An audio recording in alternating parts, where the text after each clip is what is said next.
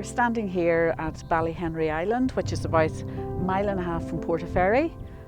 You can go out on the island at low tide, and on the island you will find many varieties of bird life. It's a great bird sanctuary, and birds such as the curlew and the guillemot and other birds are common here.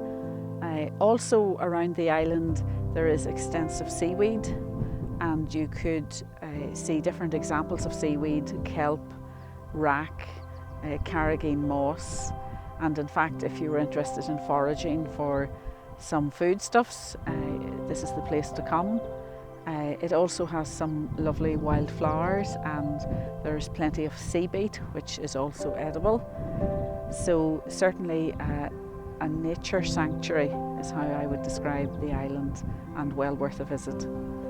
You are also surrounded by beautiful scenery as you look up the lough, up Strangford Lough, and you can see across to Killalay on the other side of Strangford Lough.